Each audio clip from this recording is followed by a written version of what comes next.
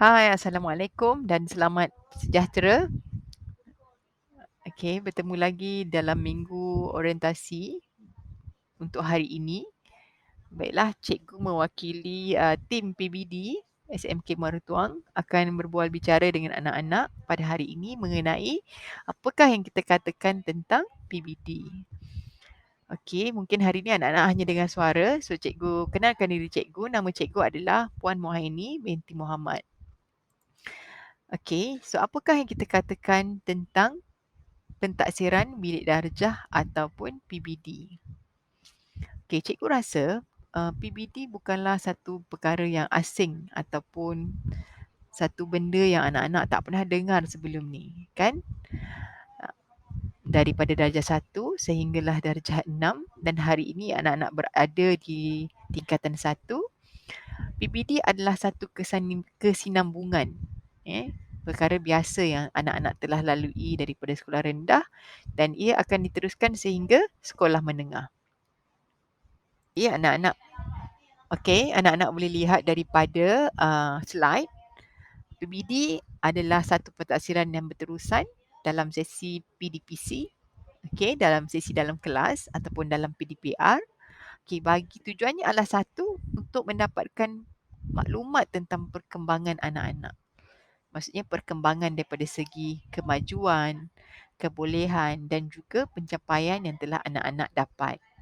Okey, tujuannya kita hendak memantau ataupun hendak melihat potensi dalam setiap individu anak-anak. So, bagaimanakah kita PBD dilaksanakan? So, PBD dilaksanakan secara formatif dan juga sumatif. Okey, nanti cikgu akan explain apakah yang kita katakan sebagai formatif dan apakah yang kita katakan sebagai sumatif. Baiklah, kalau anak-anak lihat dekat sini, pentaksiran berasaskan sekolah terbahagi kepada dua bahagian iaitu akademik dan juga bukan akademik. Okey, so akademik adalah pentaksiran pusat dan juga pentaksiran sekolah. Pentaksiran pusat adalah seperti peperiksaan yang kita alami sebelum ini iaitu UPSR. Masa sebelum ni ada UPSR ataupun PT3 dan juga SPM. Tetapi yang kita katakan sebagai PBD hari ini adalah pentaksiran sekolah lah yang sekarang ni. Maksudnya ia dijalankan di peringkat dalaman di dalam kelas anak-anak sendiri. Ia dilaksanakan oleh guru subjek anak-anak. Okey. So apakah yang dikatakan sebagai bukan akademik? Akademik adalah pentaksiran dalam PAJSK iaitu sukan dan juga co-curriculum. Maksudnya penglibatan anak-anak dalam bidang maksudnya anak-anak aktif tak dalam kelab, aktif tak dalam badan uniform. So benda tu semua akan menyumbang terhadap markah dalam PAJSK anak-anak. Okey, apakah di pentaksiran psikometrik? Pentaksiran psikometrik adalah pentaksiran yang akan dijalankan oleh unit bimbingan dan kaunseling. Baiklah, kita pergi kepada slide yang seterusnya. Okey, cikgu rasa semua subjek ni anak-anak pun dah tahu kan. So ada sedikit pertambahan bagi subjek yang anak-anak tak biasa seperti geografi, RBT mungkin ada yang dah biasalah dengan RBT ni ASK dan anak-anak juga boleh memilih bahasa IBAN. Tapi untuk subjek ASK ni kita tidak tawarkan kepada semua pelajar tingkatan 1 sebab kekangan makmal dan sebagainya. Kita akan tawarkan kepada pelajar yang berada di kelas KRK 1 dan KRK 2. Pemilihan akan dilaksanakanlah oleh guru subjek nanti. Okey. Begitu juga dengan bahasa IBAN, kita galakkan pelajar yang ada sedikit asas, yang ada asas untuk mengambil bahasa IBAN sebagai subjek elektif. Alright, so kita teruskan. Bagaimanakah PBD dilaksanakan? Okey, so seperti yang kita maklum, PBD ni adalah satu mekanisme ataupun satu pentaksiran yang kita laksanakan sepanjang tahun sepanjang proses PDPR, sepanjang proses PDPC yang kita laksanakan.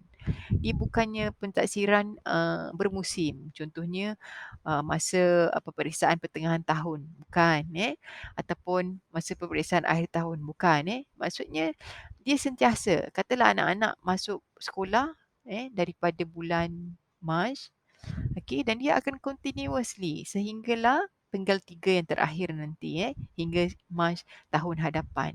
Bagaimana cikgu nak menilai? Okey, melalui projek yang anak-anak hasilkanlah. Projek, latihan, tugasan dan dia kaedahnya dia boleh dilaksanakan melalui pemerhatian, okey, penulisan dan juga lisan. Okey, baiklah. Siapa yang menilai saya? Okey, cikgu rasa ni anak-anak tahulah kan. Yang menilai anak-anak mestilah guru subjek kan.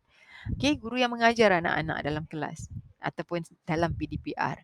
Okey, bagaimana jika bersemuka atau bagaimanakah jika PDPR? Okey, maksudnya sekarang ni kita ada kita telah berkenalan kita telah bukan berkenalan, kita telah mengalami COVID kan. Okay, so kita ada dua lah. Kadang-kadang kita PDPR, kadang-kadang kita bersemuka. So bagaimana cikgu tu nak menilai saya? Okay, so anak-anak boleh lihat macam cikgu bagi tahu tadi, PBD ini kita laksanakan secara pemerhatian, penulisan dan juga lisan. Okay, anak-anak boleh lihat dekat sini. Jika pemerhatian semasa PDPR, selalu akan ada perbincangan kan di Telegram, di WhatsApp dan juga di Google Meet. So daripada situ cikgu boleh akan perhatikan lah. Pemerhatian ni cikgu lihat bagaimana anak-anak melaksanakan kerja. Okay. So begitu juga dengan penulisan penghantaran tugasan melalui medium WhatsApp, Telegram. Maksudnya anak-anak perlu menulis lah. Okay. Kalau bersemuka macam mana? So maksudnya anak-anak buat dalam buku tulis, buku kerja, poster. Maksudnya cikgu boleh terlihat directly compare dengan penghantaran tugasan melalui medium WhatsApp, Telegram ataupun Google Classroom. So kan maksudnya kita kena hantar. Samalah juga dengan bersemuka tu, dia tak ada beza. Cumanya mediumnya saja yang berbeza. Okay. So kalau lisan bagaimana? Mungkin kalau PDPR, cikgu akan suruh anak-anak buat rakaman audio, mengaji, membaca surah ataupun kalau pembelajaran muzik menyanyi contoh ataupun membaca kan bagi subjek bahasa. Kalau bersemuka macam mana? Maksudnya dia dilaksanakan di dalam kelas lah. Kan cikgu suruh anak membaca, cikgu suruh anak-anak berbincang dengan rakan. Okay, so itu semua adalah bagaimana pentaksiran itu dilaksanakan di dalam kelas lah. Okay. So kita terus pergi seterusnya. Bagaimanakah saya dinilai? Tahap penguasaan yang bagaimana? So anak-anak pun tahu pentaksiran PBD ini adalah TP-nya daripada 1 sehingga 6.